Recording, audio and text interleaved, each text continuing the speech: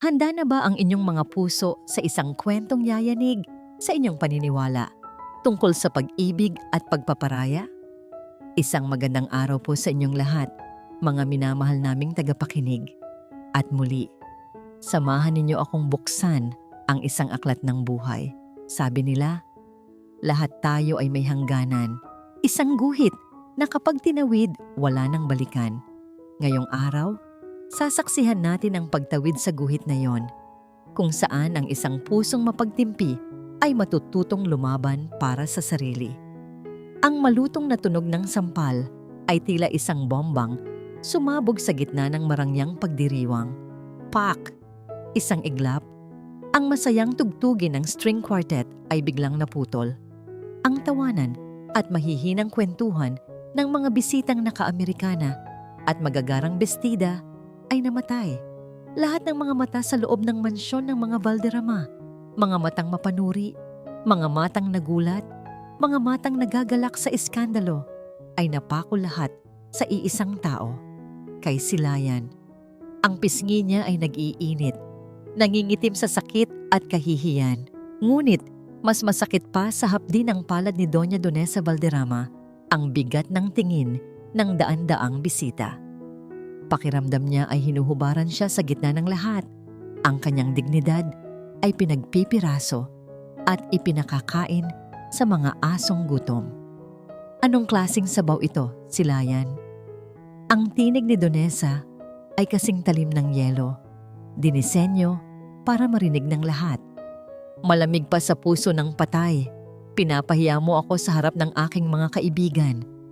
Nanginginig ang mga kamay ni Silayan na nakakapit sa gilid ng kanyang apron. Kanina pa siya hindi umuupo. Mula sa pag-aasikaso sa kusina hanggang sa pagsisilbi sa mga bisita, pakiramdam niya ay isa siyang utusang walang suweldo sa mismong kaarawan ng kanyang biyenan, sa loob ng sarili niyang pamamahay o sa bahay na akala niya ay sa kanya rin. Hindi siya makapagsalita. Ang mga salitang gusto niyang isigaw, na kanina pa mainit iyan, pero inuna ninyo ang pagbubukas ng mga regalo. Napagod na ako, ay naipon na parang lason sa kanyang lalamunan. Ang tanging nagawa niya ay ilibot ang kanyang mga mata. Naghahanap ng isang kakampi, isang tagapagligtas. Naghahanap ng kanyang asawa at nakita niya si Ramiro. Nakaupo ito sa presidential table sa tabi mismo ng kanyang ina. Nakita ni Silayan ang lahat. Nakita niya kung paano nagulat ang kanyang asawa sa sampal. Ngunit ang pag-asang namuo sa kanyang dibdib ay namatay din kaagad nang mas mabilis pa sa isang kisap mata. Nag-iwas ito ng tingin, malamig, walang pakialam. Muling itinuon ni Ramiro ang kanyang atensyon sa kanyang plato. Itinuloy nito ang paghiwa sa mamahaling steak na nasa kanyang harapan. Ang tunog ng kutsilyo at tinidor na tumatama sa porselanang pinggan ay umalingaw-ngaw sa pandinig ni Silayan na parang dagundong ng isang gumuguhong mundo. Iyon na iyon ang sagot. Sa gitna ng kahihiyan, ang pinakamasakit na sampal ay hindi nanggaling sa kamay ng kanyang biyenan. Nanggaling ito sa katahimikan ng kanyang asawa. Dahan-dahan, tumalikod si Silayan. Hindi niya pinansin ang mga bulungan. Hindi niya pinansin ang mahinang tawag ni Yaya Ginhawa mula sa kusina. Naglakad siya palayo sa selebrasyon, bawat hakbang ay tila 1 milya ang layo. Pumasok siya sa pinakamalapit na banyo, nilak ang pinto at sumandal dito habang hinahabol ang kanyang hininga. Humarap siya sa salamin. Ang kanyang refleksyon ay isang babaeng hindi niya nakilala. Isang babaeng may mapupulang mata, namumutlang labi at isang malinaw na pulang marka ng 5 daliri sa kaliwang pisngi. Ito na ba siya? Ito na ba ang kahihinatnan ng lahat ng kanyang pagtitiis, pagpaparaya at pagmamahal? Isang dekorasyon na itatapon kapag may sira na. Isang alilang walang bayad. Ang mga luha ay nagsimulang pumatak, hindi dahil sa sakit, kundi dahil sa galit. Galit sa kanyang biyenan, galit sa kanyang asawa, at higit sa lahat, galit sa kanyang sarili. Galit dahil hinayaan niyang mangyari ito. Pinunasan niya ang kanyang mga luha gamit ang likod ng kanyang palad. Habang tinititigan niya ang kanyang sarili sa salamin, may nagbago sa kanyang mga mata. Ang dating maamo at mapagparayang tingin ay napalitan ng isang bagay na matigas. Malamig. Isang bagay na parang bakal na pinanday sa apoy ng kataksilan. Isang desisyon ang nabuo sa loob ng kanyang isipan. Isang desisyong matagal nang dapat niyang ginawa. Nang gabing iyon, hinintay niyang manahimik ang buong kabahayan. Hinintay niyang marinig ang hilik ni Ramiro sa kabilang panig ng kama. Isang tunog na dati ay nagpapakalma sa kanya, pero ngayon ay parang ingay na lang ng isang estranghero. Dahan-dahan siyang bumangon. Walang ingay. Ang bawat kilos niya ay kalkulado. Binuksan niya ang kanyang aparador at sa ilalim ng mga nakatuping damit, kinuha niya ang isang lumang kahon. Sa loob nito ay ang bakal na susi ng isang safety deposit box na nakatago sa ilalim ng kanyang kama. Dahan-dahan niyang binuksan ang metal na kahon. Sa loob, naroon ang orihinal na titulo ng condominium unit sa Makati. Isang ari-ariang pamana sa kanya ng kanyang mga magulang. Ang tanging bagay na nakapangalan sa kanya, ang tanging bagay na hindi kayang angkinin ng mga Valderrama. Sa ilalim ng titulo, kinuha niya ang isang maliit at mumurahing cellphone at isang SIM card na hindi pa nagagamit. Hawak ang mga ito sa kanyang nanginginig ngunit determinadong kamay, muli niyang sinulyapan ang natutulog na si Ramiro. Wala nang sakit, wala nang pagmamahal, tanging isang malamig na pakiramdam ng paglaya. Isinara niya ang kahon, ibinalik sa ilalim ng kama at itinago ang titulo at ang sikretong telepono sa isang ligtas na lugar.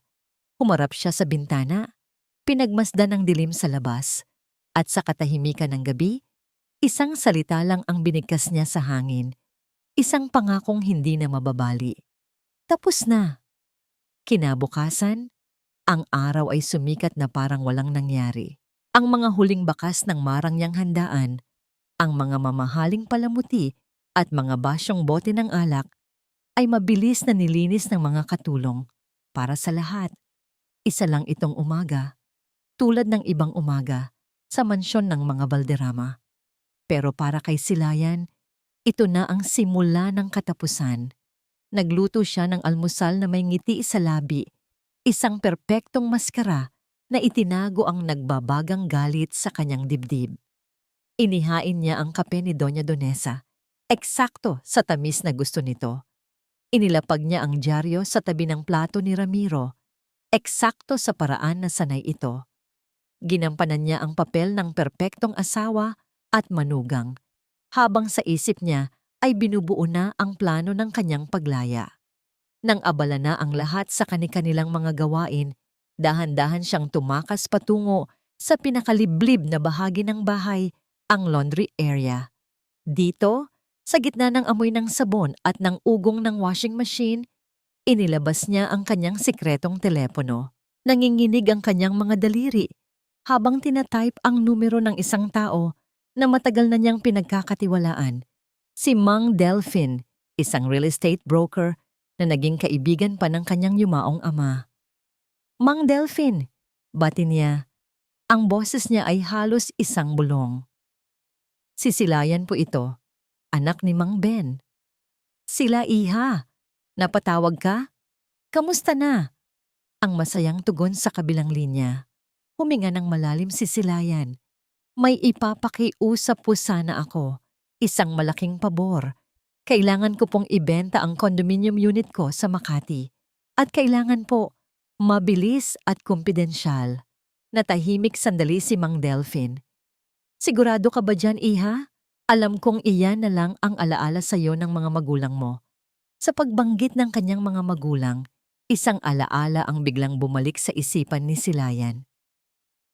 Isang hapon, ilang taon na ang nakalipas, nakaupo siya sa pagitan ng kanyang nanay at tatay sa kanilang simpleng sofa. Inabot sa kanya ng kanyang ama ang isang makapal na brown envelope. Sa loob nito ay ang titulo ng isang bagong-bagong condominium unit. Para sa iyo o yan, anak, sabi ng kanyang tatay Ben. Ang mga mata nito ay puno ng pagmamalaki. Pinag-ipunan namin yan ng nanay mo. Hindi man kasing laki ng mga mansyon, pero sa'yo yan, sarili mo.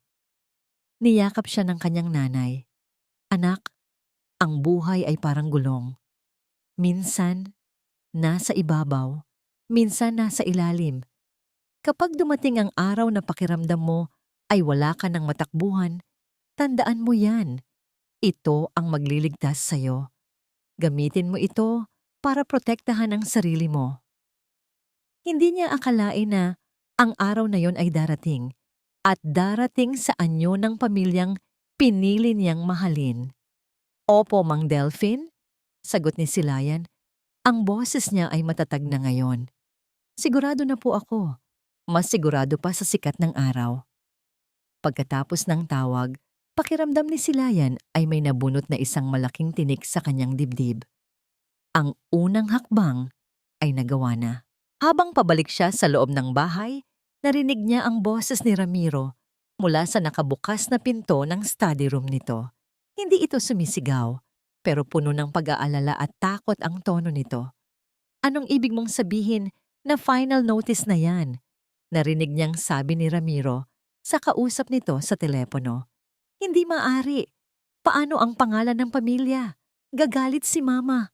Kailangan ko ng mas maraming oras. Bigyan niyo ako ng isang buwan. Nagkaroon ng sandaling katahimikan. Oo, alam ko. May paraan. Ang kondo ni Silayan. Malaki ang halaga noon. Iyon ang gagamitin namin. Just give me more time. Napatakip si Silayan sa kanyang bibig upang pigilan ng isang hikbi. Hindi isang hikbi ng lungkot, kundi ng pagkagulat at matinding galit. Kaya pala ganun na lang ang pagtrato sa kanya. Hindi dahil sa manugang siya o asawa, isa siyang investment, isang walking insurance policy. Ang kanho na pamana sa kanya ng kanyang mga magulang ay hindi na pala para sa kanya. Ito na pala ang kanilang magiging kaligtasan, ang kanilang escape plan. Nang gabing iyon, hindi mapakali si Silayan. Ang natuklasan niya ay nagbigay ng karagdagang gatong sa kanyang determinasyon. Habang naghahanda siya ng merienda sa kusina, nilapitan siya ni Yaya Ginhawa, ang matandang kasambahay na nagsilbing pangalawang ina sa kanya sa loob ng impyernong iyon. Okay ka lang ba, Hija? Malamig na tanong ni Yaya habang pinupunasan ng mga luha sa mata ni Silayan na hindi niya namalayang pumatak na pala. Umiling si Silayan at sa wakas, sa taong iyon na walang ibang ginawa kundi ang alagaan siya, gumuho ang kanyang depensa. Aalis na po ako, Yaya, bulong niya. Hindi niya sinabi ang buong plano pero sapat na para maintindihan ng matanda. Hinawakan ni Yaya Ginhawa ang kanyang mga kamay. Ang mga palad nito ay kulubot ngunit puno ng init. Kung saan ka magiging masaya at ligtas, doon ka pumunta. Huwag mo akong alalahanin. Salamat po, Yaya. Sagot ni Silayan. Niyakap ang matanda ng mahigpit. Salamat po sa lahat. Ang sikreto mo ay sikreto ko. Bulong pabalik ni Yaya Ginhawa. Kinahapunan, habang nagdidilig ng mga halaman si Silayan sa hardin, muling tumunog ang kanyang sikretong telepono. Numero ni Mang Delphine. Sila, Iha, may magandang balita ako. Sabi nito, ang boses ay may halong pagkasabik. May seryosong buyer na po tayo, Ma'am Sila. Gusto niya itong bilhin in cash. Napahawak sa dibdib si Silayan. Talaga po? Oo, mas mabilis kaysa sa inaasahan ko. Pero, nag-atubili si Mang Delphine. Pero may isa siyang kondisyon. Ang mga sumunod na araw ay isang mapanganib na sayaw sa pagitan ng pagkukunwari at katotohanan. Bawat kilos ni Silayan ay may kasamang bigat at pag-iingat. Para siyang isang espiya sa sarili niyang teritoryo, alam na isang maling galaw lang ay maaaring maging sanhi ng pagsabog ng lahat. Ang kondisyon ng misteryosong buyer, ayon kay Mang Delphine, ay simple lang. Kailangang maisara ang bentahan sa loob ng 3 araw at ang huling pirmahan ay dapat gawin ng personal. Maaga po ako bukas, Ma. Paalam ni Silayan kay Donesa habang naghahain ng almusal. May prayer meeting po kasi sa simbahan. Baka gabihin na rin po ako ng uwi. Pinandilatan siya ng tingin ni Donesa habang humihigop ito ng kape. Prayer meeting? O baka naman may iba ka ng pinagkakaabalahan mula nang mangyari ang insidente ay palagi kang wala sa sarili. Isang malamig na kuryente ang gumapang sa likod ni Silayan, ngunit pinanatili niya ang maamong-ngamong ngiti sa kanyang labi. Nagdarasal lang po ako para sa kapayapaan ng pamilya natin, Ma. Isang kasinungalingan na may bahid ng katotohanan. Nagdarasal nga siya para sa kanyang paglaya. Kinabukasan, sa halip na lumiko papuntang simbahan, dumiretso ang sinakyan niyang taxi sa isang maliit at hindi kilalang coffee shop sa kabilang parte ng syudad. Isang lugar na imposibleng makita siya ng sinumang kakilala. Sa loob, naghihintay ang isang babaeng abogado. Professional at walang emosyon. Inilatag nito ang mga dokumento sa mesa. Ang deed of absolute sale, ang huling piraso ng kanyang nakaraan. Ready na po ba kayo, Mrs. Valderrama? Tanong ng abogado. Huminga ng malalim si Silayan. Tinitigan niya ang linya kung saan ilalagay ang kanyang pangalan at pirma. Sa pagdampi ng dulo ng ballpen sa papel, naramdaman niya ang bigat ng desisyon. Ito na ang huling pagkakataon para umatras. Ngunit nang maalala niya ang hapdi ng sampal at ang lamig ng katahimikan ni Ramiro, biglang nag-alab muli ang apoy sa kanyang puso. Pinirmahan niya. Bawat letra ng kanyang pangalan ay isang hakbang palayo sa impyerno. Silayan Soliman, hindi Valderrama, Soliman. Ang pangalan ng kanyang mga magulang, ang pangalan niya, bago siya naging pag-aari ng iba. Ito ang huling pirma. Okay na po, sabi niya. Ang boses ay hindi nanginginig. Samantala, sa mansyon, hindi mapakali si Donesa. May kung anong bumabagabag sa kanya. Ang kakaibang katahimikan ni Silayan. Ang mga ngiti nitong hindi umaabot sa mata. May mali. Isang instinct na nakuha niya mula sa maraming taon ng pagmamanipula sa mga tao. Tumayo siya at pumasok sa study room ni Ramiro. Nagsimula siyang maghalungkat sa mga drawer. Hindi niya alam kung ano ang hinahanap niya. Siguro isang ebidensya ng pagtataksil, isang lihim na bank account. Ang nakita niya ay mas malala pa. Isang bunton ng mga sobre na may markang overdue at final demand. Mga loan sa bangko, mga utang sa credit card. Napasandal siya sa upuan, nanginginig. Mas malala pa pala sa inaakala niya ang kanilang sitwasyon. Ang tanging pag-asa na lang talaga nila ay ang yaman na dala ni Silayan. Ang condominium. Bigla, ang pagdududa niya ay naging isang matinding takot. Sa loob ng taxi pabalik, halos hindi humihinga si Silayan habang nakatitig sa kanyang sikretong telepono. Naghihintay. Bawat minuto ay parang isang oras. Paano kung may problema? Paano kung hindi pumasok ang pera? At pagkatapos, dumating ito. Hindi isang tawag. Hindi isang malakas na tunog. Isang simpleng ting. Isang text message mula sa bangko. Your account ending in WO has received a deposit of PHP 15,000 hundred. Napahawak si Silayan sa kanyang bibig. Ang mga luha ay bumuhos mula sa kanyang mga mata. Mga luha ng tagumpay, ng kaluwagan, ng pag-asa. Tapos na. Totoo na. Malaya na siya. Pagdating niya sa bahay, sinalubong siya ng matalas na tingin ni Donesa. Ngunit wala na itong epekto sa kanya. Para siyang nakasuot ng isang invisible na baluti. Ang pera sa bangko ay ang kanyang kalasag.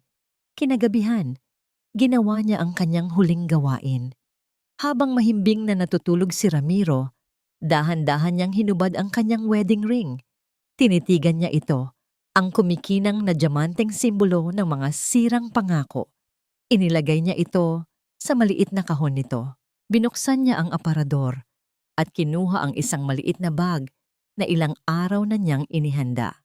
Naglalaman ito ng ilang pirasong damit, ang larawan ng kanyang mga magulang at ang kanyang bagong pag-asa. Sa pasilyo, naghihintay sa dilim si Yaya Ginhawa. May dala ring maliit na bag. Hindi na sila nagsalita. Isang tango lang ay sapat na.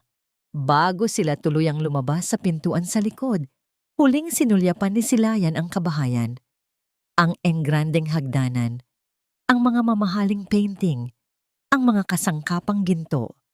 Isang magandang kulungan. Wala siyang naramdamang panghihinayang.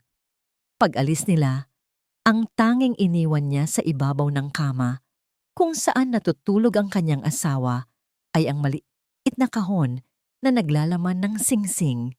Ilang oras ang lumipas, umuwi si Ramiro mula sa isang late-night meeting, pagod at iritado. Sila, tawag niya pagpasok sa kanilang madilim na silid. "Honey, andito na ako." Walang sumagot. Kinapa niya ang switch ng ilaw. Sa pagbuhos ng liwanag, nakita niya ang isang kama na walang laman. Malinis, perpektong inayos, at sa gitna nito, ang isang maliit na itim na kahon. Napakunot ang kanyang noo. Lumapit siya at kinuha ito. Pagbukas niya, isang malamig na takot ang biglang kumalat sa buong katawan niya. Doon, nakalagay ang kanilang wedding ring. Ang katahimikan sa loob ng kwarto ay nabasag ng sunod-sunod na pagtunog ng telepono ni Silayan. Tinawagan ito ni Ramiro. 1, 2, 3, 10 beses. Ngunit ang bawat tawag ay napupunta lamang sa isang malamig at walang emosyong boses. The number you have dialed is either unattended or out of coverage area. Saan siya nagpunta? Bulong ni Ramiro sa sarili. Ang pagkalito sa kanyang mukha ay dahan-dahang napapalitan ng takot. Hindi ito tulad ni Silayan. Hindi ito kailanman umaalis ng walang paalam. Ang tunay na bomba ay sumabog kinabukasan ng umaga. Isang lalaking naka-Amerikana ang nag-doorbell. May dala itong sobrang kulay brown at isang seryosong mukha. Nagpakilala siyang abogado mula sa isang real estate firm. Si Donesa, na may bahid pa ng pagtataka sa mukha dahil sa hindi pagpapakita ni Silayan, ang humarap dito. "Ano ang kailangan ninyo?" Mataray na tanong niya. "Magandang umaga po, ma'am." Magalang na sabi ng abogado. "Nandito po ako para personal na iabot ang notice na ito sa may-ari ng Villa Esmeralda." Ipinakita ng abogado ang mga dokumento. Isang kopya ng bagong titulo ng lupa at bahay, at isang pangalan na hindi pamilyar sa kanila. "Ano ang kalokohan ito?" Singhal ni Donesa. Ang boses ay nagsisimulang tumaas. "Kami ang Valderrama. Kami ang may-ari ng bahay na ito." "Hindi na po, ma'am." Kalmadong sagot ng abogado. "Ang property na ito ay naibenta na po. At ang kliyente ko, ang bagong may-ari, ay nagbibigay sa inyo ng 30 araw para lisanin ang lugar." "Naibenta?" Ang salita ay lumabas sa bibig ni Ramiro na parang lason. "Imposible. Ang bahay na ito, hindi po ang bahay at lupa, sir." Pagtatama ng abogado. "Ang titulo ng condominium unit na nakatayo dito. At ayon sa aming record, ito po ay nakapangalan lamang kay Mrs. Silayan Soliman Valderrama." Parang isang malakas na kulog ang tumama sa loob ng mansyon. Ang mukha ni Donesa ay namutla na parang papel, habang si Ramiro ay napasandal sa pader, hindi makahinga. Ang kondominium, ang tanging pag-asa nila, ang kanilang kaligtasan, benta na. Pagkaalis ng abogado, ang pagkukunwaring karangyaan ng pamilya Valderrama ay gumuho na parang kastilyong buhangin. Hayop ang babaeng yon. Ang sigaw ni Donesa ay umalingaw-ngaw sa buong kabahayan, kasabay ng malakas na pagbasag ng isang mamahaling florera. Ahas, tinraidor niya tayo. Matapos ang lahat ng ginawa natin para sa kanya, pinalamon, dinamitan, ipinakilala sa alta sosyedad. Ito ang igaganti niya sa atin. Binato niya ang lahat ng bagay na mahawakan niya. Ang mga mamahaling porselana, ang mga picture frame na may larawan ng kanilang masayang pamilya, isang kasinungalingan. Si Ramiro naman ay napaupo na lang sa sahig, hawak ang kanyang ulo.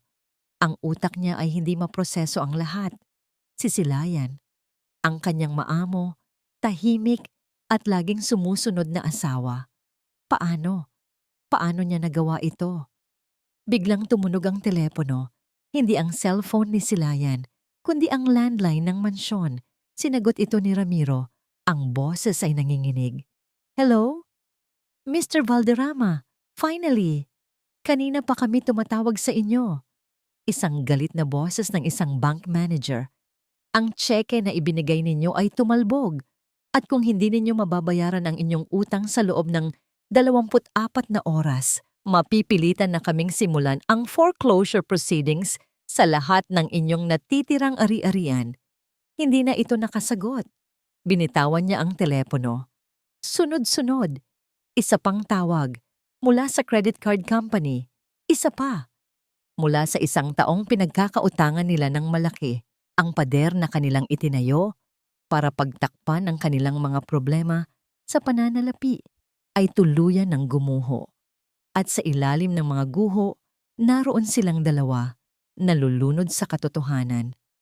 Kasalanan mo ito, sigaw ni Donesa. Dinuduro si Ramiro. Naging mahina ka. Hinayaan mong umalis ang babaeng iyon. Hinayaan mong makuha niya ang lahat. Kung naging tunay ka lang na lalaki, hindi sana mangyayari ito. Ako? Ako ang may kasalanan.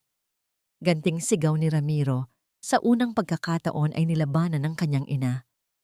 Sino ba ang sumampal sa kanya sa harap ng maraming tao? Sino ba ang tratuhin siya na parang basahan? Ikaw, ma. Ikaw ang nagtulak sa kanya palayo. Gago ka. Wala kang utang na loob. Ang dating marangyang sala ay naging isang battleground ng sisihan at pagsusumbatan. Ang lahat ng kanilang mga pagkukunwari ay nawala. At ang natira na lamang ay ang hubad na katotohanan ng kanilang kasakiman at kabiguan. Sa gitna ng kaguluhan, napatingin si Ramiro sa larawan nila ni Silayan nung araw ng kanilang kasal. Nakangiti sila pareho, ngunit ngayon, nakikita na niya ang hindi niya nakita noon. Ang pilit ng ngiti ni Silayan, ang lungkot sa kanyang mga mata. Isang pagsisisi, huli na, at wala ng silbi. Ang nagsimulang kumain sa kanyang puso. Nang tumahimik na ang lahat, pagod sa kasisigaw, umupo si Donesa sa isang sira-sirang upuan. Ang kanyang buhok ay gulo-gulo. Ang kanyang mamahaling damit ay lukot. Ang dating reyna ng mansyon ay isa na ngayong talunang reyna na walang kaharian. Tumingin siya kay Ramiro, ang kanyang mga mata ay nag-aapoy sa isang bagong determinasyon. Isang determinasyong puno ng lason. Hanapin mo siya. Utos niya, ang boses ay malamig at mapanganib. Hanapin mo ang babaeng yan at kunin mo ang pera, kahit anong paraan. Habang ang mundo ng mga Valderrama ay guguho sa apoy ng kanilang sariling pagkakamali. Isang bus ang humihinto sa terminal ng isang maliit at tahimik na bayan, daan-daang kilometro ang layo. Ang hanging sumalubong kina Silayan at Yaya Ginhawa ay sariwa.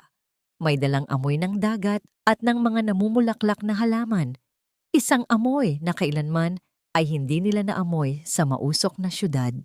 Sa arko sa bungad ng bayan, nakasulat ang pangalan. Maligayang pagdating sa probinsya ng Luntian.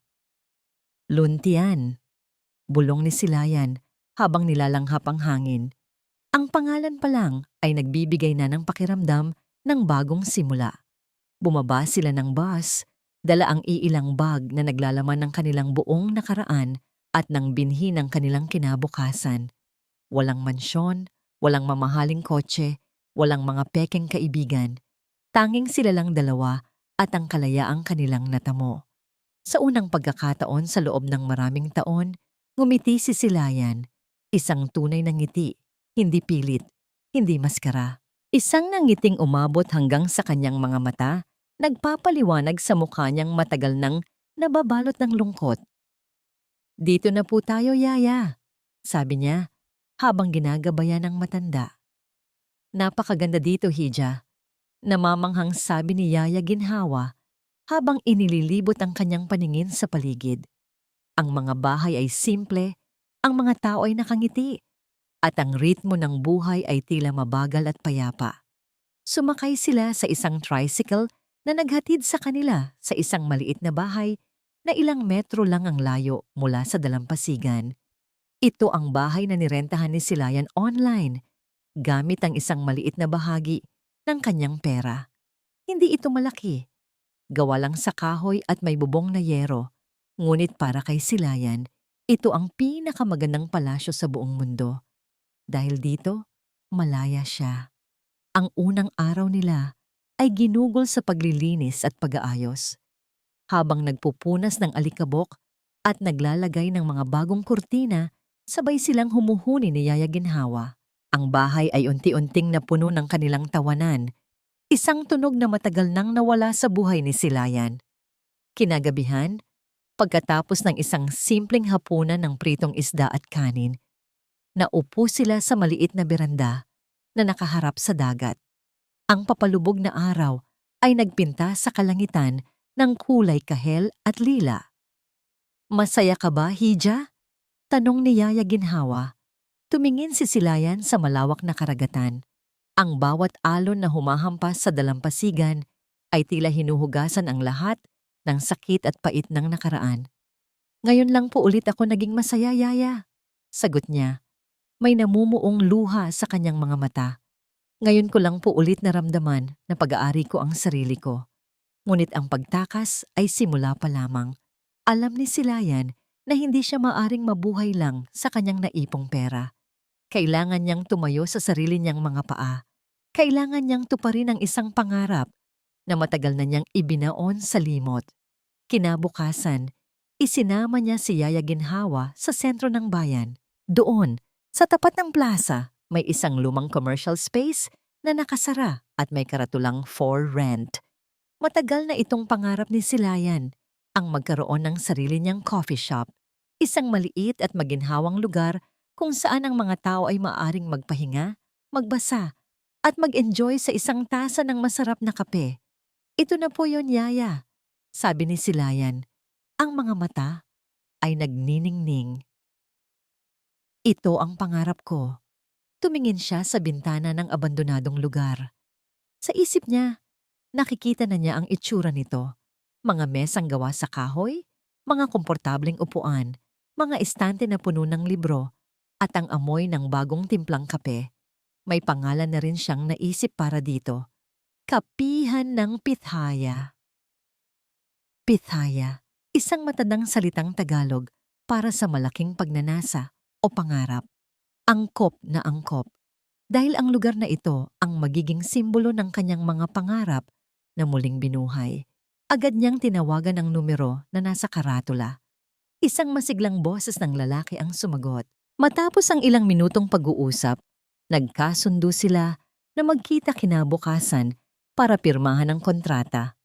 Pagdating ng araw ng pagkikita, suot ni Silayan ang kanyang pinakasimpleng bestida, ngunit dala niya ang isang bagong tuklas na kumpiyansa. Pumasok siya sa opisina ng may-ari ng gusali, handa nang simulan ang bagong yugto ng kanyang buhay. "Magandang umaga po. Ako po si Silayan Soliman." Pagpapakilala niya sa sekretarya. "Tuloy po kayo, ma'am. Hinihintay na po kayo ni sir," sabi ng babae, habang iginigiya siya papasok sa isang pinto. Habang naglalakad, narinig niya ang may-ari ng gusali na nakikipag-usap sa telepono. Pamilyar ang boses nito, ngunit hindi niya maalala kung saan niya ito narinig. "Sige, I'll call you back.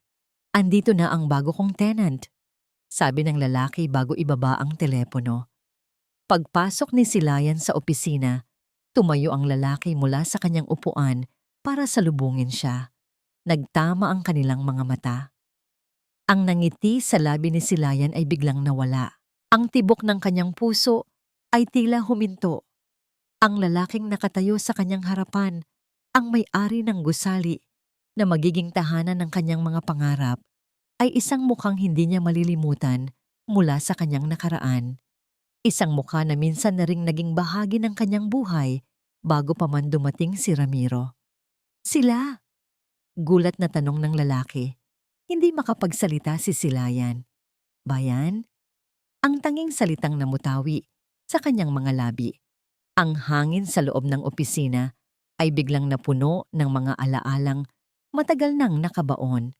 Si Bayan Talavera, ang dati niyang college classmate, kaibigan, at sandaling naging manliligaw bago pa man dumating si Ramiro sa buhay niya.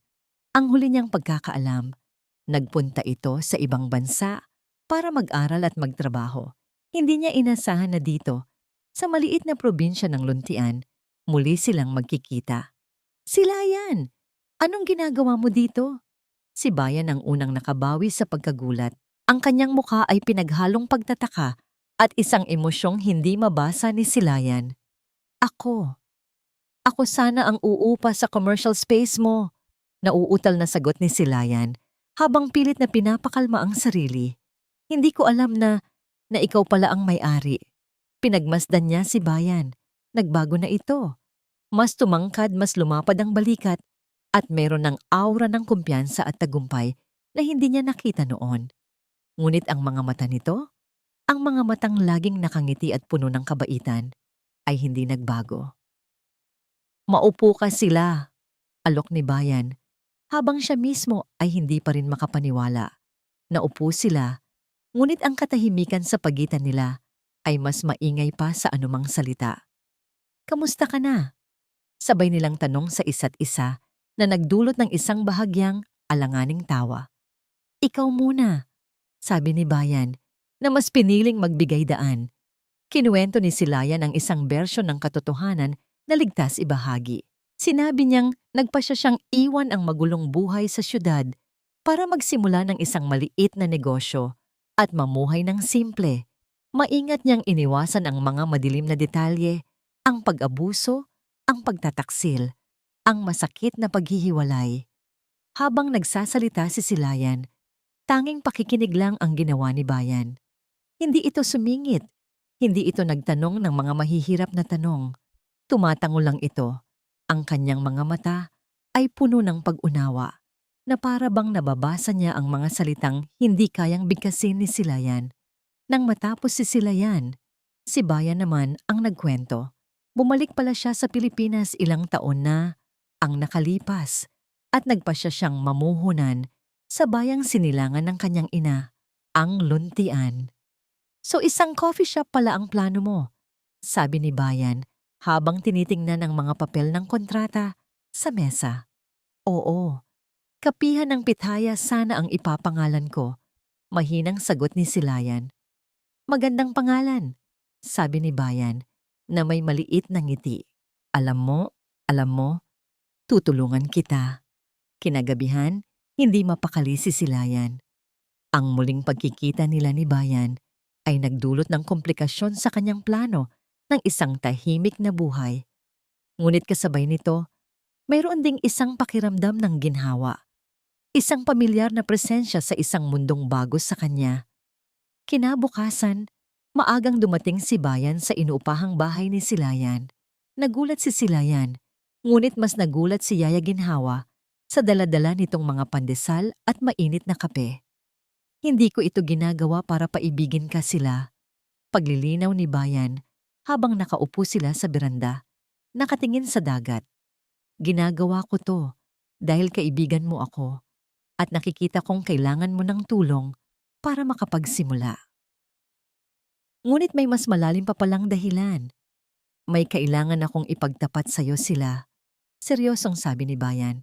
Tumingin ito sa kanyang mga mata. Tungkol sa kondominium mo. Napakunot ang noo ni Silayan. Anong tungkol doon? Alam ko ang nangyari. Ang tungkol sa pamilya Valderrama. Ang tungkol sa mga utang nila. Nanlaki ang mga mata ni Silayan. Paano? Paano mo nalaman? May mga kaibigan ako sa bangko. Nang marinig ko ang pangalan mo at ang sitwasyon, nag-imbestiga ako. Huminga ng malalim si Bayan. Sila, ang kumpanyang bumili ng kondominium mo. Sa akin iyon. Parang isang bombang sumabog sa pandinig ni Silayan. Hindi siya makapagsalita. Ang lahat ng piraso ng puzzle ay biglang nagkabit-kabit. Ang mabilis na bentahan, ang pagbili in cash, ang misteryosong buyer. Si Bayan, siya pala ang lahat. Bakit? Ang tanging salitang lumabas sa kanyang bibig. Dahil alam kong hindi ka nila titigilan kung malaman nilang hawak mo pa rin ang pera, paliwanag ni Bayan. Kailangan mong mawala sa radar nila. Kailangan mong magkaroon ng pagkakataong makatakas. Binili ko ito para protektahan ka at para masigurong hindi mapupunta sa iba ang ari-ariang pinaghirapan ng mga magulang mo. Pinunasan ni Silayan ang luhang nagsimulang mamuo sa gilid ng kanyang mata. Ang bigat na kanyang nararamdaman ay napalitan ng isang napakalaking pasasalamat. Sa gitna ng kadiliman, may isang taong gumawa ng paraan para bigyan siya ng liwanag kahit na hindi niya ito hinihiling. Ang kondominium ay sayo pa rin sila, pagpapatuloy ni Bayan. Nakatago lang ang titulo sa pangalan ng kumpanya ko. Kapag handa ka na, kapag kaya mo nang tumayo sa sarili mong mga paa, ibabalik ko ito sayo. Walang bayad, walang kapalit. Hindi na napigilan ni Silayan ang kanyang mga luha. Tumayo siya at niyakap si Bayan ng mahigpit. Isang yakap ng pasasalamat, ng pagkakaibigan, ng pag-asang muling nabuhay. Sa dalampasigan ng luntian, sa ilalim ng sikat ng araw sa umaga, naramdaman ni Silayan na hindi na siya nag-iisa sa kanyang laban. Tumingin si Bayan sa kanya. Ang kanyang mga mata ay puno ng sinseridad. Hindi ko ginawa to para paibigin ka sila. Pag-uulit niya, mas malumanay ang boses. Ginawa ko to para bigyan ka ng pagkakataong mahalin ang sarili mo ulit. Ang mga salitang yon ni Bayan, para bigyan ka ng pagkakataong mahalin ang sarili mo ulit, ay umaling-aungaw sa puso at isipan ni Silayan sa mga sumunod na linggo. Ang pagtatapat ni Bayan ay hindi naging hadlang, bagkus ay naging pundasyon ng isang mas matibay na samahan sa pagitan nilang dalawa. Ang pagkakaibigan nila na minsan ay naputol ay muling umusbong, mas matatag at mas malalim. Naging magaan ng lahat. Tinupad ni Bayan ang kanyang pangako. Naging katuwang siya ni Silayan sa pagbuo ng kapiyan ng Pithaya. Hindi bilang isang mayaman na benefactor, kundi bilang isang tunay na kaibigan. Tuwing umaga, darating si Bayan sa construction site. Hindi naka-Amerikana, kundi naka-simpleng t-shirt at maong. Handang magbuhat, magpukpok at magpintura. May mga araw na sabay silang magliliha ng mga lumang kahoy para gawing mesa. Ang alikabok at pawis ay bumabalot sa kanila. Ngunit ang maririnig mo lang ay ang kanilang mga tawanan. Teka sila, hindi ganyan. Natatawang sabi ni Bayan isang hapon habang pinapanood si Silayan na hirap magpintura ng pader. Para kang kumakaway sa parada. Ikaw na kaya? Inis na sagot ni Silayan. Sabay hagis dito ng basahan. Lumapit si Bayan sa likuran niya. Dahan-dahan niyang hinawakan ang kamay ni Silayan na may hawak na paintbrush. Ganito kasi yan, bulong niya, habang ginagabayan ang kamay ni Silayan sa isang pantay at makinis na paghagod. Ang init ng katawan ni Bayan sa kanyang likuran at ang amoy ng panlalaki nitong pabango na humalo sa amoy ng pintura ay nagpadala ng kakaibang kuryente sa buong katawan ni Silayan. Bigla siyang nanigas. Napatigil sila pareho. Ang tanging maririnig ay ang kanilang mga paghinga. Dahan-dahan, lumingon si Silayan at ang kanilang mga muka ay ilang pulgada na lang ang layo sa isa't isa. Ang mga mata ni Bayan ay bumaba sa kanyang mga labi. Akala ni Silayan ay hahalikan siya nito at sa isang iglap, isang parte sa kanya ang nagnasa na sana nga ay gawin nito iyon. Ngunit si Bayan ang unang umiwas. Ngumiti ito ng bahagya, isang ngangiting may halong pagpipigil. Ayan, marunong ka na. Ang mga ganitong sandali ay madalas mangyari. Ang mga nagtatagpong mga mata, ang mga aksidenteng pagdampi ng mga kamay. Bawat isa ay nag-iiwan ng kiliti sa puso ni Silayan. Isang pakiramdam na matagal na niyang hindi naramdaman. Ang tawag dito ay kilig. Sa tulong ni Bayan, ang dating walang buhay na espasyo ay unti-unting nagkabuhay. Naging abala rin si Silayan sa pag-aaral, gumawa ng iba't ibang klase ng kape at pastry. Sa tulong ni Yaya Ginhawa, na magaling pala sa pagbebake. Ang mga kapitbahay, na noong una ay nagmamasid lang, ay nagsimula ng bumamati at mag-alok ng tulong. Ang komunidad ng Luntian ay dahan-dahang yumayakap sa kanya. Isang gabi, pagkatapos ng isang mahabang araw ng trabaho, naupo sila sa labas ng hindi pa tapos na coffee shop, umiinom ng deboteng soft drinks. Salamat bayan. Taos pusong sabi ni Silayan. Hindi ko alam kung paano kita mapapasalamatan sa lahat ng ito. Huwag mo nang isipin yung yun, sagot ni Bayan. Ang makita ka lang na masaya at unti-unting nabubuo ulit, sapat na yon. Nagbahaginan sila ng mga pangarap. Nalaman ni Silayan na ang pangarap pala ni Bayan ay magtayo ng isang foundation para sa mga batang mangingisda sa Luntian. Nalaman naman ni Bayan na pangarap pala ni Silayan na magkaroon ng isang maliit na library sa loob ng kanyang coffee shop para sa mga batang walang pambili ng libro. Ang kanilang mga pangarap ay magkatugma. Sa wakas, dumating ang araw ng grand opening ng Kapihan ng Pitaya. Ang lugar ay puno ng mga tao, mga bagong kaibigan, mga kapitbahay, at mga naging suki na nila bago pa man magbukas. Ang amoy ng kape, ang tunog ng masayang kwentuhan, at ang mahinang indie music sa background ay lumikha ng isang perpektong ambience. Nakatayo si Silayan sa likod ng counter, abala sa paggawa ng latte. Ngunit ang kanyang puso ay puno ng kagalakan. Ito ang bunga ng kanyang katapangan. Ito ang kanyang pitaya. Congratulations sila, bati ni Bayan na nag-abot sa kanya ng isang maliit na bouquet ng mga wildflowers. Salamat, nakangiting sagot ni Silayan. Hindi ito magiging posible kung wala ka. Habang nagkakatitigan sila, tila nawala ang lahat ng tao sa paligid. Ang tanging nakikita nila ay ang isa't isa. Ngunit ang kanilang sandali ay biglang pinutol ng pagbukas ng pinto ng coffee shop. Isang lalaking hindi pamilyar ang pumasok. Nakatingin ito sa paligid na tila may hinahanap. Nang mapadako ang tingin nito kay Silayan, lumapit ito. Magandang hapon po, bati ng lalaki. Ang kanyang mga mata ay matalas at mapanuri. Pinapahanap po kayo. Sino po sila? Kinakabahang tanong ni Silayan. Hindi sumagot ang lalaki. Sa halip, inilabas nito ang isang litrato mula sa bulsa ng kanyang jacket at ipinakita ito kay Silayan. Isang litrato niya. Kinuha ng hindi niya alam. Ako ay isang private investigator, sabi ng lalaki. At ang mga kliyente ko ay gustong-gusto na kayong makausap, Mrs. Valderrama. Ang pangalang iyon, Valderrama, ay parang isang malamig na tubig na ibinuhos sa nag-aalab na kaligayahan ni Silayan.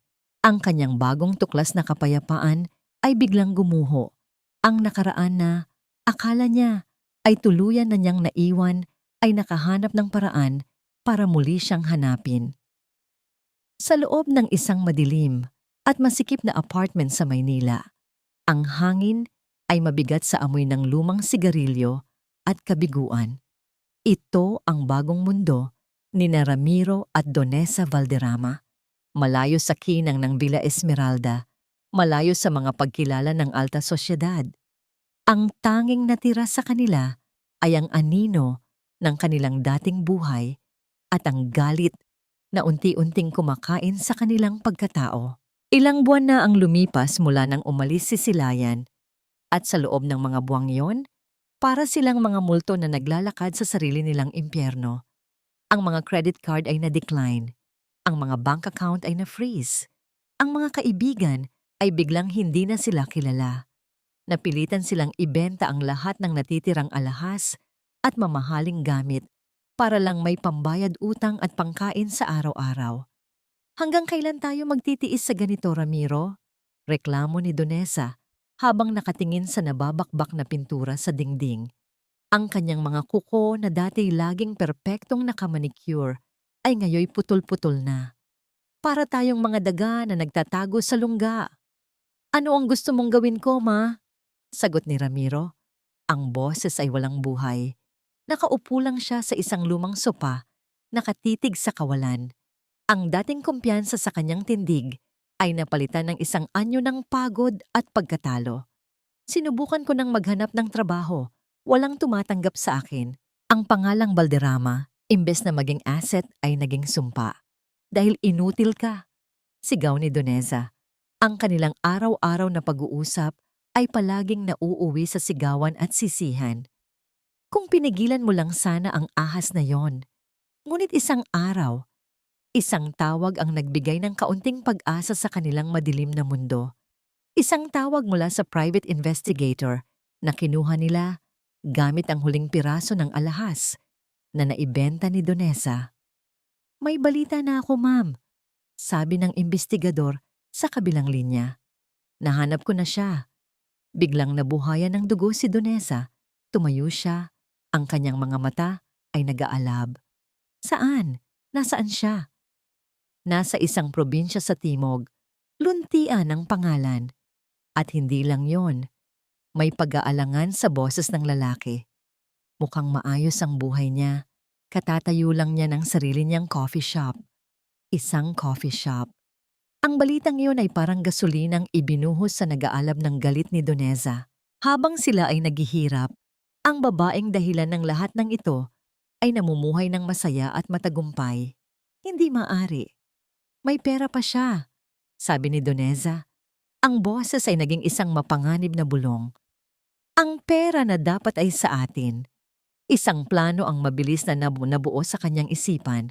Isang plano na hindi lang para bawiin ang pera, kundi para sirain din ang bagong buhay na itinayo ni Silayan. Pupuntahan na din natin siya, deklara niya kay Ramiro. Ma, anong gagawin natin doon?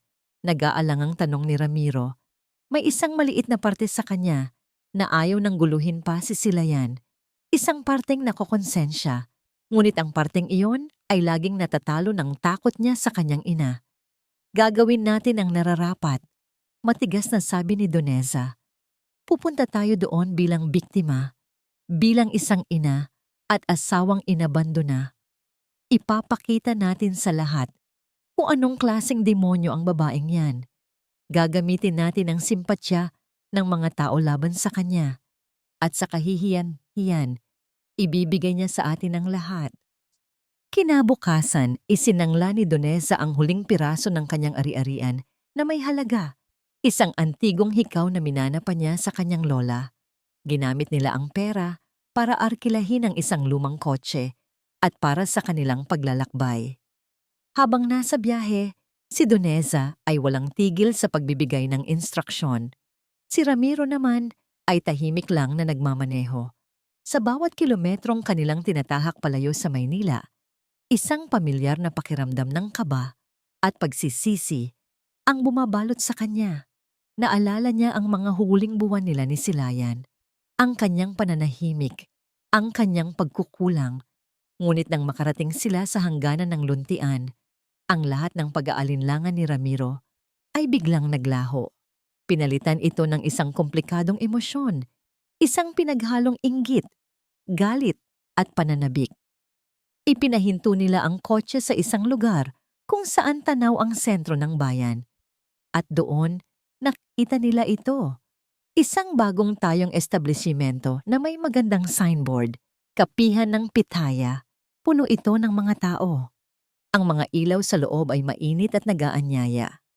At sa loob, sa likod ng counter, nakita nila si Silayan. Nakangiti ito, tumatawa. Ang kanyang muka ay mas maliwanag kaysa dati. Ang kanyang mga kilos ay puno ng kumpiyansa. Sa tabi niya, may isang lalaking nakangiti rin sa kanya, isang ngiting puno ng paghanga. Para kay Ramiro, ang tanawin ay isang sampal na mas masakit pa sa sampal na ibinigay ng kanyang ina kay Silayan. Ito ang sampal ng katotohanan na si Silayan ay hindi lang nakasurvive nang wala siya. Si Silayan ay mas naging masaya. Naramdaman niya ang kamay ni Doneza sa kanyang balikat. Ang mga kuko nito ay bumaon sa kanyang balat. Tingnan natin kung makangiti pa siya mamaya, sabi ni Donesa. Ang boses ay kasing lamig ng hangin ng gabi. Ang tunog ng maliit na kampana sa pinto ng kapihan ng pitaya ay karaniwang hudyat ng pagdating ng isang kaibigan o isang bagong customer. Ngunit sa pagkakataong iyon, ang tunog nito ay parang isang babala, isang alarma na nagpatigil sa masayang himig ng buong lugar. Napatigil ang lahat. Ang barista sa kanyang pagtitimpla, ang mga customers sa kanilang pag-inom ng kape, ang mahinang musika ay tila naglaho sa hangin dahil ang pumasok ay hindi mga customer. Sila ay mga multo mula sa nakaraan ni Silayan. Nakatayo sa may pinto si Doneza. Ang kanyang mukha ay isang maskara ng pinaghalong galit at pagkukunwaring awa. Sa likod niya, si Ramiro na tila isang aninong walang sariling buhay. Ang mga mata ay nakapako kay Silayan na may halong pagsisisi at determinasyon. Ang mainit at masayang kapaligiran ng coffee shop ay biglang nanlamig. Sa isang iglap, bumalik ang lahat ng takot ni Silayan. Ang kanyang puso ay nagsimulang tumibok ng napakabilis, parang isang ibong nakakulong sa kanyang dibdib. Ang mga kamay niya sa ilalim ng counter ay nagsimulang manginig. Silayan! Anak! Ang boses ni Donesa ay tumaginting sa katahimikan. Isang boses na puno ng pekeng drama, dinisenyo para makuha ang atensyon at simpatya ng lahat. Naglakad siya papalapit. Ang bawat hakbang ay mabigat. Diyos ko, sa wakas, nahanap ka na rin namin.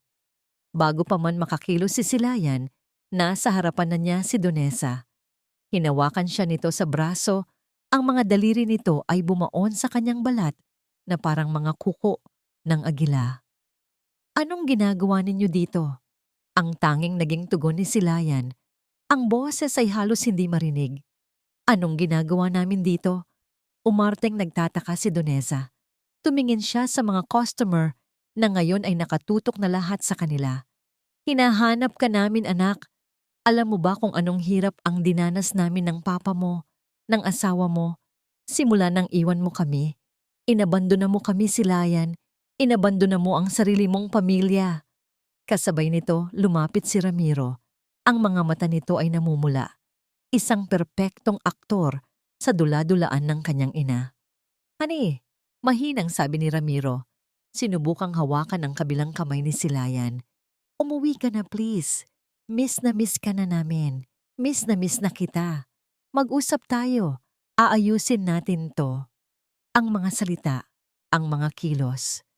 Lahat ay isang lason na minsan nang naging epektibo sa kanya. Ngunit ngayon, habang nararamdaman niya ang sakit ng pagkakahawak ni Doneza at nakikita ang pagkukunwari sa mga mata ni Ramiro, isang apoy ang nagsimulang mag-alab sa loob niya. Bitawan ninyo ako, mariin niyang sabi. Sa puntong yon, humakbang na si Bayan mula sa gilid. Tumayo siya sa pagitan ni Silayan at ng mag-ina, isang matatag na pader. Excuse me? Kalmado ngunit may diin na sabi ni Bayan. Kung mayroon kayong problema, maaari ninyo itong pag-usapan sa labas.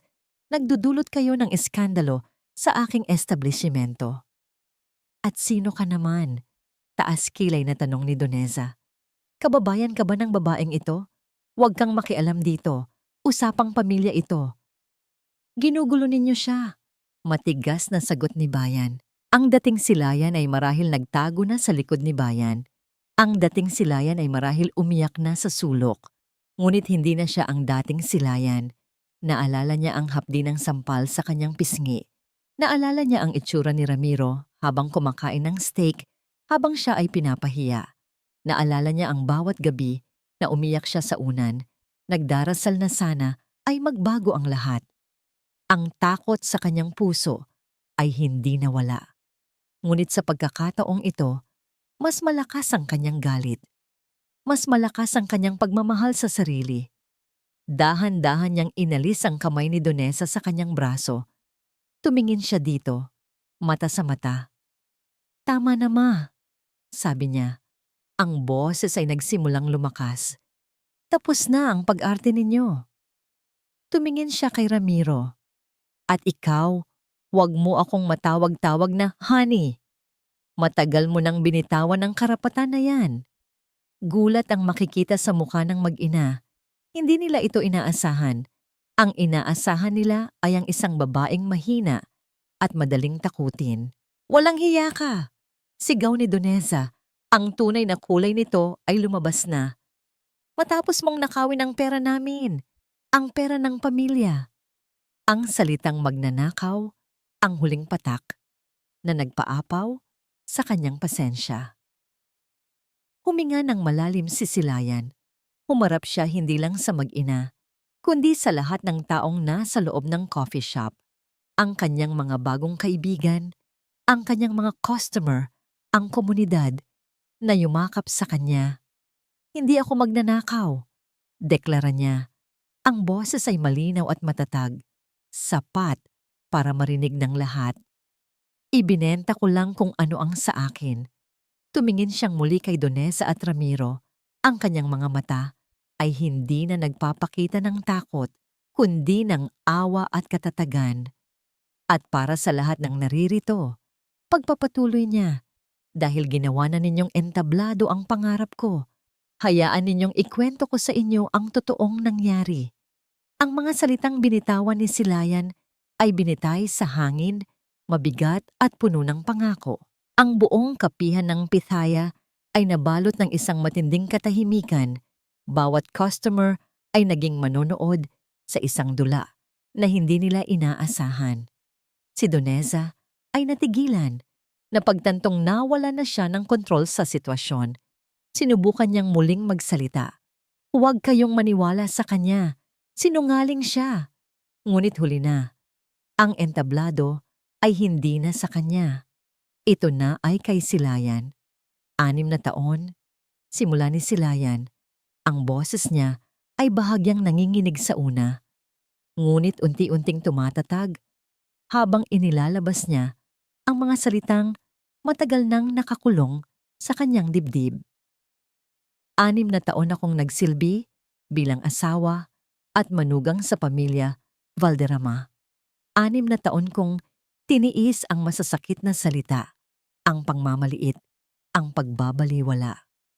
Tumingin siya sa mga mukha ng kanyang mga bagong kaibigan sa luntian, ang mag-asawang may-ari ng panaderya, ang titser sa elementarya, ang mga mangingisda na nagkakape tuwing umaga.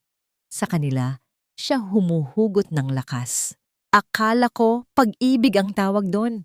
Akala ko sakripisyo ang kailangan para sa isang pamilya. Tiniis ko ang lahat dahil mahal ko ang asawa ko. Sabi niya, sabay tingin kay Ramiro na ngayon ay hindi makatingin ng diretso sa kanya. Ang mga mata ay nakatutok sa sahig. Pero nagkamali ako. Huminga siya ng malalim. Ang huling straw ay nangyari noong kaarawan mismo ni Doña Doneza. Sa harap ng daan-daang bisita, dahil lang sa malamig na sabaw, sinampal niya ako. Isang kolektibong paghinga ng pagkagulat ang maririnig mula sa mga nakikinig. Ang sampal ay masakit. Pagpapatuloy ni Silayan, ang isang kamay ay dumapos sa kanyang pisngi na para bang nararamdaman pa rin niya ang hapdi. Pero alam ninyo kung ano ang mas masakit? Ang makita ang asawa mo, ang taong pinangakuan mong makasama habang buhay, na nagpatuloy lang sa pagkain ng kanyang steak na parang walang nangyari, na parang isa lang akong langaw na kailangan itaboy. Ang kahihiyan sa mukha ni Ramiro ay hindi na maitago. Ang mga salita ni Silayan ay parang mga punyal na tumutusok sa kanyang pagkatao. Inilalantad ang kanyang kaduwagan sa harap ng lahat. Sinasabi nilang, ninakaw ko ang pera nila. Sabi ni Silayan, ang boses ay may bahid na ng bakal. Ang totoo, ibinenta ko ang condominium unit na pag-aari ko. Isang pamana mula sa aking mga magulang na namatay na. At alam ninyo kung bakit nila ito hinahabol? Lumakad siya papunta sa likod ng counter at kinuha ang isang folder na matagal na niyang inihanda para sa pagkakataong tulad nito. Dahil ang pamilya Valderrama, sa likod ng kanilang karangyaan, ay bangkarote na. Binuksan niya ang folder at inilabas ang mga kopya ng mga dokumento, mga bank statement, mga demand letter mula sa mga pinagkakautangan, mga patunay ng kanilang tunay na kalagayang pinansyal. Ipinakita niya ito sa mga taong pinakamalapit sa kanya. Ang kondominium ko, ang kanilang tanging pag-asa. Hindi dahil mahal nila ako, kundi dahil kailangan nila ang pera ko para mapanatili ang kanilang pagkukunwari. Ginamit nila ako. At nang malaman kong yun ang plano nila, ginawa ko ang nararapat. Iniligtas ko ang sarili ko. Si Doneza ay parang isang lobong pinutukan. Ang kanyang postura ng isang reyna ay gumuho. Ang natira ay isang babaeng desperada at puno ng galit. Sinungaling, gawa-gawa mo lang ang lahat ng iyan. Ngunit ang mga salita niya ay wala ng bigat.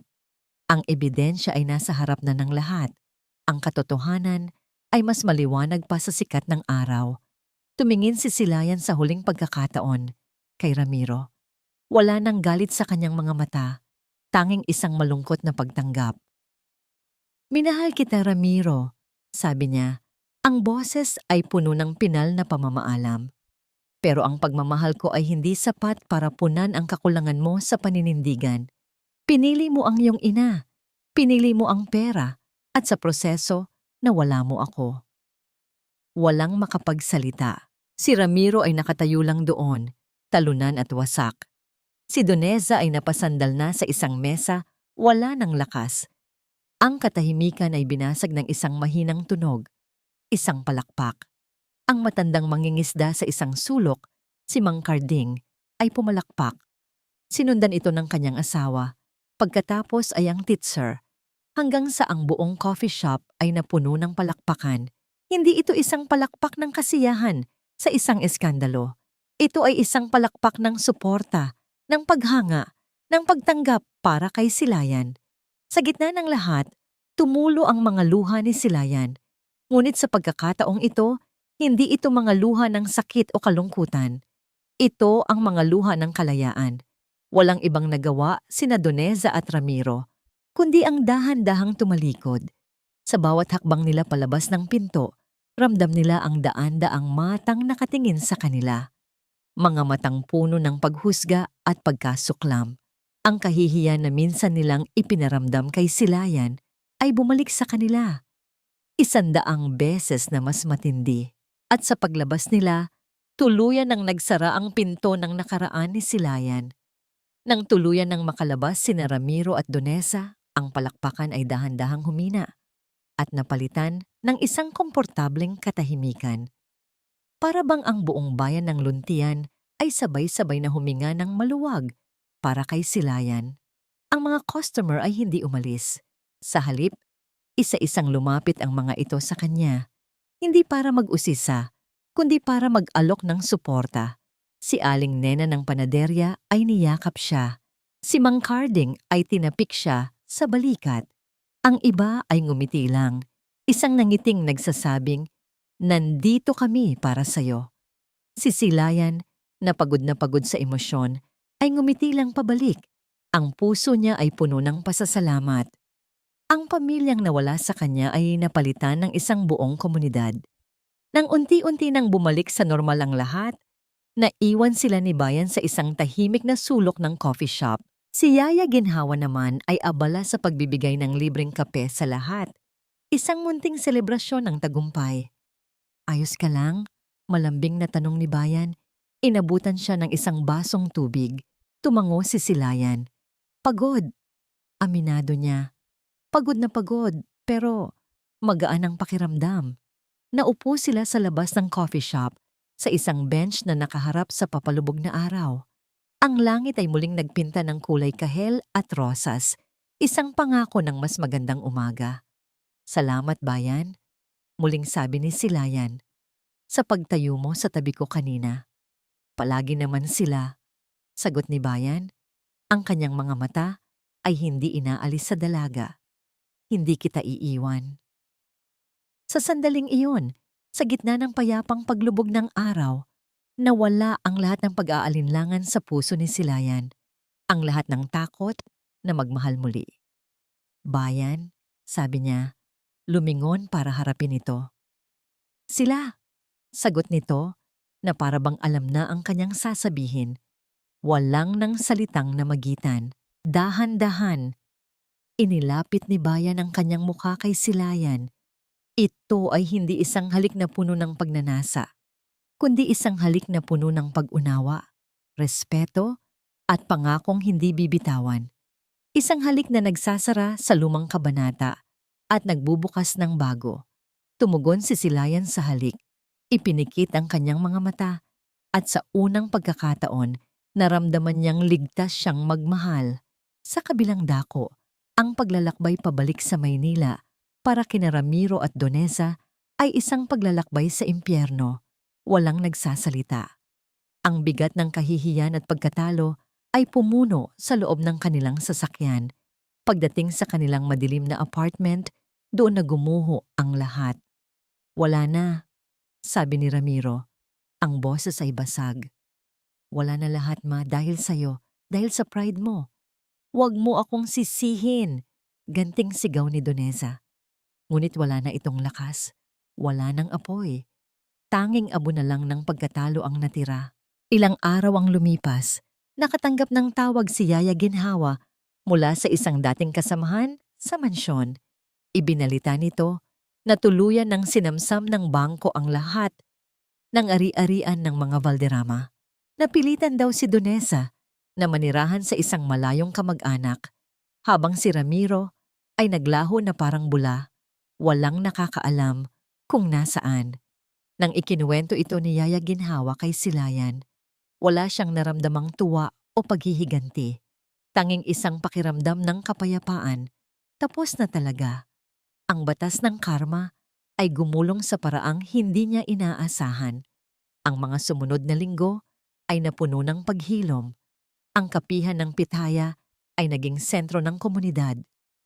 Ang relasyon ni Silayan at Bayan ay namukadkad, hindi minadali, ngunit sigurado. Binuo nila ito sa pundasyon ng pagkakaibigan, tiwala, at mga pangarap na pinagsasaluhan. Isang umaga, habang naglalakad sila sa dalampasigan, biglang nakaramdam si Silayan ng pagkahilo. Napahawak siya sa braso ni Bayan. Sila, ayos ka lang? Nag-aalalang tanong ni Bayan. Oo, nahilo lang ako bigla, sagot niya. Ngunit sa isip niya, kinakalkula niya ang mga petsa. Ang huling gabi niya sa mansyon. Ang mga umaga na palagi siyang nasusuka. Isang posibilidad, parehong nakakatakot at nakakapanabik, ang biglang pumasok sa kanyang isipan. Kinahapunan, habang abala si Bayan sa isang meeting para sa kanyang foundation, tahimik na pumunta si Silayan sa pinakamalapit na botika. Bumili siya ng isang pregnancy test kit. Pumasok siya sa banyo ng kanilang maliit na bahay. Ang puso niya ay kumakabog ng mas mabilis pa kaysa noong hinarap niya sina Donesa. Nanginginig ang kanyang mga kamay habang sinusunod ang instruksyon. Pagkatapos ng ilang minutong paghihintay na parang habambuhay, tiningnan niya ang resulta, 2 linya. Positibo. Napaupo siya sa sahig, magkahalong luha ng saya at takot ang dumaloy sa kanyang mga pisngi. Magkakaroon siya ng anak, isang anak na bunga ng isang masakit na nakaraan. Ang huling tanikala na nag-uugnay sa kanya kay Ramiro. 1 taon ang mabilis na lumipas sa luntian.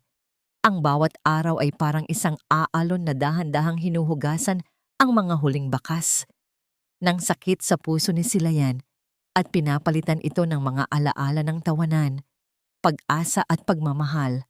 Ang kapihan ng Pitaya ay hindi na lang isang coffee shop. Ito na ang naging puso ng bayan. Isang lugar kung saan ang mga pangarap ay tinatalakay sa bawat tasa ng kape at ang mga problema ay gumagaan sa bawat kagat ng masarap na cake ni Yaya Ginhawa. Ang maliit na library sa isang sulok na puno ng mga donasyong libro ay laging abala sa mga batang masayang nagbabasa. Isang hapon, nakaupo si Silayan sa kanyang paboritong upuan sa labas ng kapihan. Ang mainit na sikat ng araw ay sinala ng mga dahon ng malaking puno ng akasya. Sa kanyang mga braso, mahimbing na natutulog ang isang munting anghel, isang magandang sanggol na babae na may mga matang kasing lawak ng dagat at ngiting kasing liwanag ng araw. Pinangalanan niya itong Amihan. Ang simoy ng hanging amihan ay nagdadala ng kapayapaan at magandang ani. At para kay Silayan, ang kanyang anak ang nagdala ng pinakamagandang ani sa kanyang buhay, ang purong pagmamahal. Mukhang napagod ang prinsesa natin. Isang malambing na boses ang pumutol sa kanyang pag-iisip. Tumingala si Silayan at ngumiti. Nakatayo sa kanyang harapan si Bayan. May dalang 2 tasa ng mainit na tsokolate. Ang pag-aalala na minsan ay gumuhit sa mukha nito ay napalitan na ng isang permanenteng ngiti. Buong araw kasing nakipaglaro sa mga bata sa library. Sagot ni Silayan habang dahan-dahang hinahaplos ang malambot na buhok ni Amihan. Naupo si Bayan sa tabi niya. Walang salitang namagitan, ngunit ang kanilang katahimikan ay puno ng pag-unawa. Sa loob ng 1 taon, naging sandigan sila ng isa't isa. Nang unang sinabi ni Silayan kay Bayan ang tungkol sa kanyang pagbubuntis, ang takot sa kanyang dibdib ay hindi masusukat. Ngunit ang naging reaksyon ni Bayan, ang tuluyang naghilom sa kanyang mga sugat. Hindi dugo ang basehan ng pagiging isang ama. Sila, sabi nito noon, habang hawak ang kanyang mga kamay, kundi pagmamahal. At mamahalin ko ang batang iyan na parang sarili kong dugo't laman dahil siya ay bahagi mo. At tinupad niya iyon. Si Bayan ang kasama ni Silayan sa bawat check-up. Siya ang nag-aalala sa bawat paghilab ng kanyang tiyan. At siya ang unang sumalo kay Amihan nang ito ay isilang para kay Amihan at sa buong luntian, si Bayan ang kanyang ama. Kamusta ang meeting mo sa Maynila? Tanong ni Silayan. Maayos naman, sagot ni Bayan. Naaprubahan na ang pondo para sa foundation. Sa susunod na taon, lahat ng anak ng mangingisda dito sa Luntian ay makakapag-aral na ng libre. Napakagandang balita niyan, masayang sabi ni Silayan. Tinitigan ni Bayan si Silayan at si Amihan. Ang kanyang mga mata ay puno ng pagmamahal na hindi na kailangan pang isatinig. Alam mo, minsan iniisip ko, paano kaya kung hindi ka napadpad dito sa Luntian? Siguro, nalunod na ako. Mahinang sagot ni Silayan. Pero dinala ako ng mga alon dito. Sa'yo. Hinawakan ni Bayan ang kamay ni Silayan. Ang init ng palad nito ay ang init ng kanyang tahanan. May isang bagay pa pala akong nalaman sa Maynila. Sabi ni Bayan, medyo nag-aalangan. Nagkita kami ng dati kong kaibigan na abogado. Nabanggit niya sa akin, nakita niya raw si Ramiro. Napatigil si Silayan. Ang pangalan ay isa na lang malayong alaala. Ngunit may kaunti pa ring kirot na dala. Kamusta na raw siya? Nagtratrabaho raw bilang isang ordinaryong empleyado sa isang maliit na kumpanya. Simple lang ang buhay, laging mag-isa. Sabi ng kaibigan ko, mukha raw laging malungkot, pero payapa. Hindi nakaramdam ng galit si Silayan. Sa halip, isang maliit na dasal ang namutawi sa kanyang isipan. Dasal na sana, sa kanyang sariling paraan, ay mahanap din ni Ramiro ang kapayapaan at pagpapatawad sa sarili. Tumingin si Silayan sa kanyang paligid. Ang masayang kapihan, ang natutulog niyang anak, ang lalaking tunay na nagmamahal sa kanya. Ito ang kanyang pitaya. Hindi pala ito isang lugar o isang negosyo. Ito ay isang pakiramdam. Ang pakiramdam ng pagiging buo. Ang pakiramdam ng pagiging malaya. Ang pakiramdam ng pagiging tahanan. Dahan-dahang iminulat ni Amihan ang kanyang mga mata at ngumiti nang makita ang mukha ng kanyang ina. Hinawakan ni Silayan ang maliit na kamay nito. At kasabay noon, hinawakan din ni Bayan ang kamay nilang dalawa. 3 puso na pinag-isa ng tadhana, pag-ibig, at pangalawang pagkakataon. Habang papalubog ang araw sa Luntian, alam ni Silayan na ang kanyang paglalakbay ay hindi pa tapos. Ngunit hindi na siya natatakot. Dahil alam niya na kahit anong unos pa ang dumating, palagi siyang may babalikang pampang na puno ng pagmamahal. At dito po nagtatapos ang kwento ni Silayan. Isang kwento ng sakit, katapangan, at pagbangon.